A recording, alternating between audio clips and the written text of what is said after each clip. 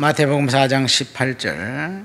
갈릴리 해변에 다니시다가 두 형제 곧 베드로라 하는 시몬과 그의 형제 안드레가 바다에서 그물을 던지는 것을 보시니 그들은 어부라. 말씀하시되 나를 따라오라.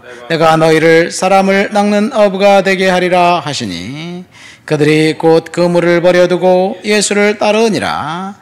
거기서 더 가시다가 다른 두 형제 곧 세베대의 아들 야고보와 그 형제 요한이 그의 아버지 세베대와 함께 배에서 그물을 깁는 것을 보시고 부르시니 그들이 곧 배와 아버지를 버려두고 예수를 따르니라. 아멘. 부르심에 즉각 순종합시다라는 제목입니다. 유대인 소년들은 13살이 될 때까지 유대인 회당에 있는 학교에서 공부를 했습니다. 그렇게 졸업을 하면 몇몇 유대 똑똑한 젊은이들, 유대 사회에서 그래도 돈이 있는 그 집의 자녀들은 랍비의 선택을 받아서 랍비를 따라다니면서 길을 걷고 함께 음식을 먹고 함께 잠을 자면서 이제 랍비에게서 도제식 수업을 받습니다. 이렇게 몇 년간 랍비를 따라다니면서 이제 공부한 학생들이 훗날 유대 사회에 이제 그 리더 역할을 합니다. 사내들인 공의회 의원이 되기도 하고 서기관과 성경 교사들이 되기도 합니다. 랍비들에게 선택받지 못한 소년들은 집으로 돌아가서 부모님이 하는 그 직업을 이어받아서 가업을 계승합니다. 어떤 아이는 목수로, 어떤 아이는 양치기로, 어떤 사람은 오늘 본문에 나와 있는 것처럼 어부로 각자 자신의 삶의 터전에서 부모의 가업을 이어가면서 생활합니다. 오늘 본문에 보면 이렇게 똑똑하지 못해서 랍비로부터 선택받지 못했던 네 사람이 나옵니다. 이들은 부모의 직업을 물려받아서 갈릴리 바다에서 고기잡이 어부의 삶을 살던 사람들이었습니다. 그런데 예수님은 랍비가 거절한 사람에게 찾아가서 똑똑하지도 않고 총명하지도 않은 그 사람들에게 찾아가서 제자로 부르신 거지요. 주님께서 찾아오셔서 제자로 부르시고 사명을 주셨습니다. 바닷가에서 열심히 일하는 그 젊은 사람들에게, 똑똑하지도 않은 사람들에게 주님이 찾아가서 부르셨다는 것. 더 중요한 것은 이들이 주님의 부름에 순종으로 응답했다는 것. 베드로와 안드레는 그물을 버려두고 주님을 쫓았습니다. 야고보와 요한은 배와 부친을 버려두고 주님을 따랐습니다.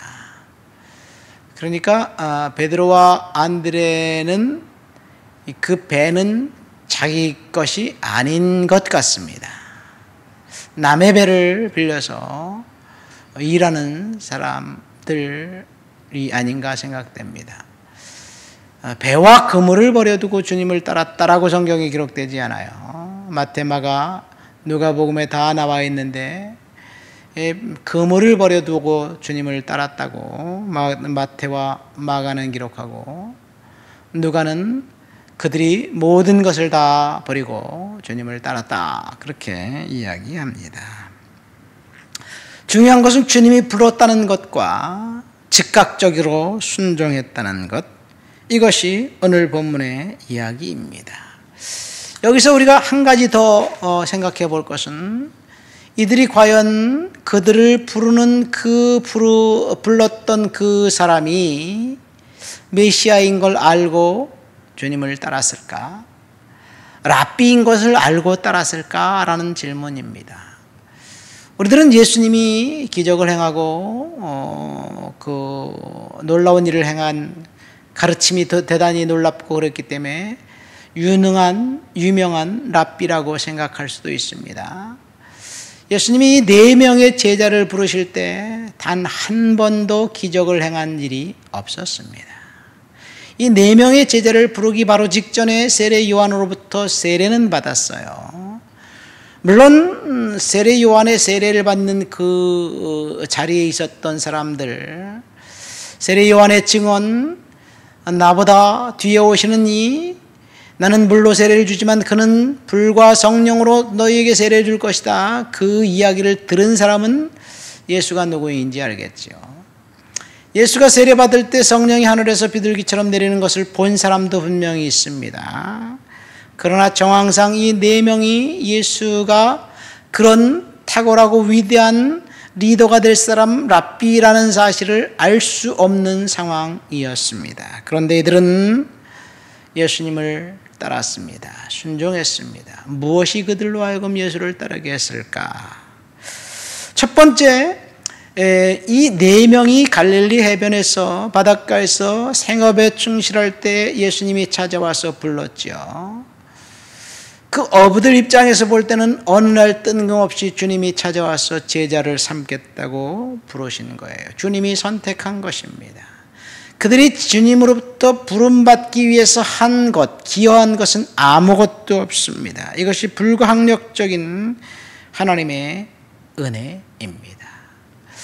이사야서 26장을 설교하면서 새벽 예배 때 제가 그런 말을 했어요. 유다의 심판은 그들의 범죄함 때문에, 음란 때문에, 죄악 때문에 하나님이 심판하셨다고 이야기하셨고, 그들을 하나님이 회복하시기로 작정한 것은 그들이 심판받아서 바벨론의 포로가 되어서 포로지에 있을 때 70년이 차면 내가 너희를 회복시켜 주겠다.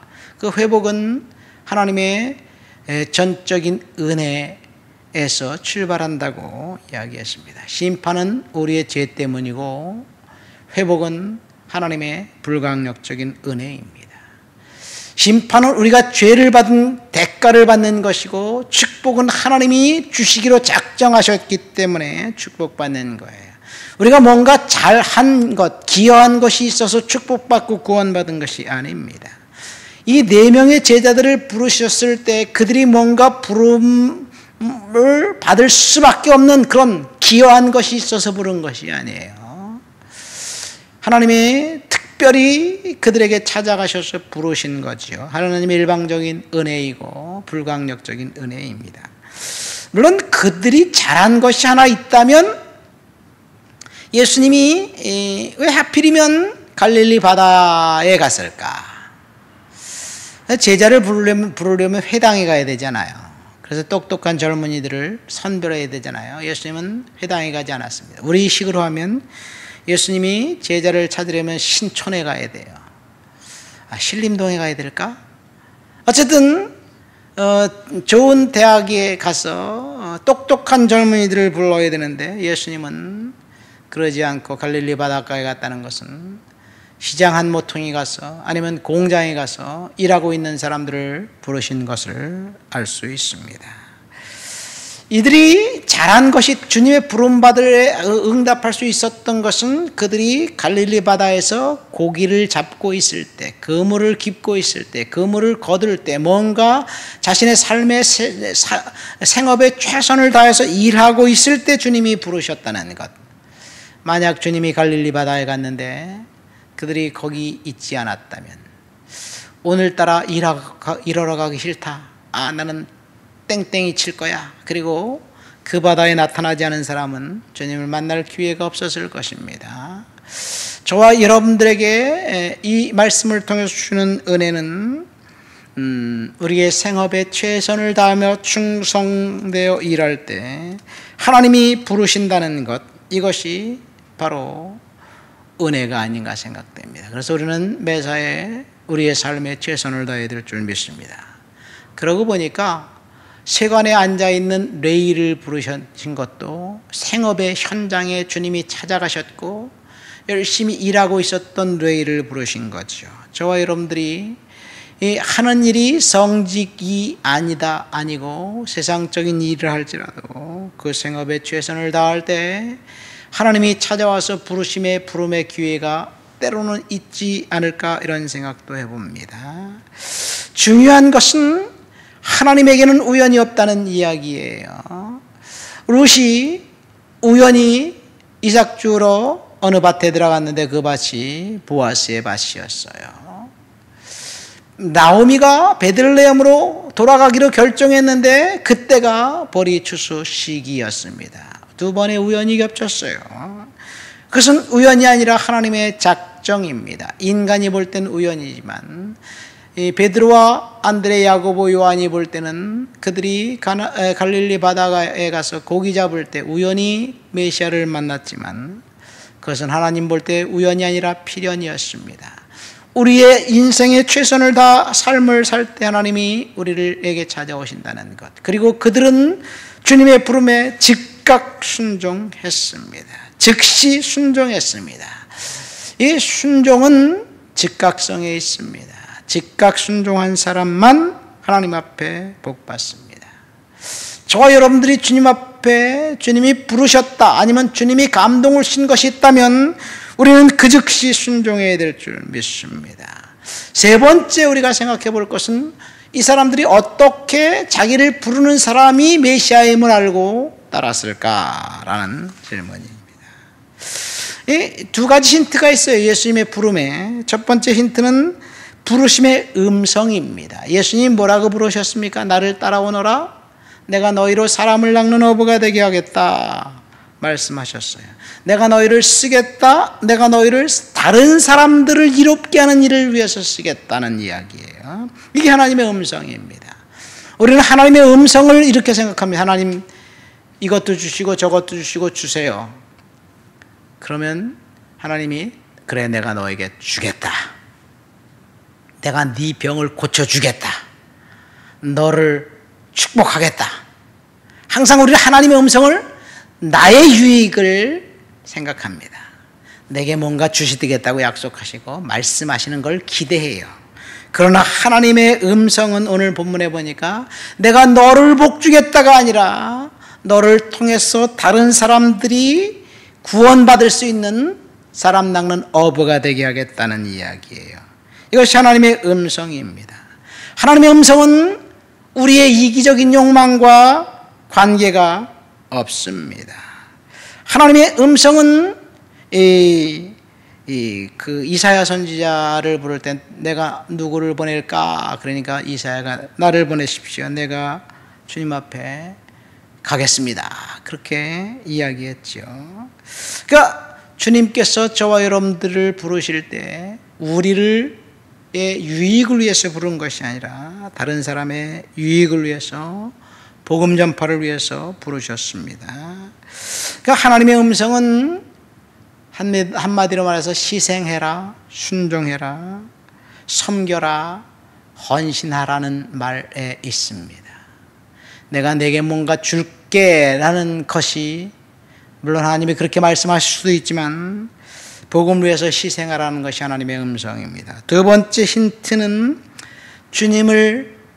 내 음성은 순종하기가 어렵다는 거예요. 나를 따라오너라, 내가 너희로 사람을 낚는 어부가 되게 하겠다, 이 말씀에 순종하기가 어려웠을까요? 그물을 버려두고 주님을 따랐고, 부친을 버려두고 배를 버려두고 주님을 따랐어요. 버렸어요. 부친을 버린다는 것은 이 천륜을 깨는 것을 이야기하잖아요. 그물을 버려둔다는 것은 직업을 포기하는 것을 의미하잖아요. 그러니까 주님을 따른다는 것은 어렵습니다. 희생이 있습니다.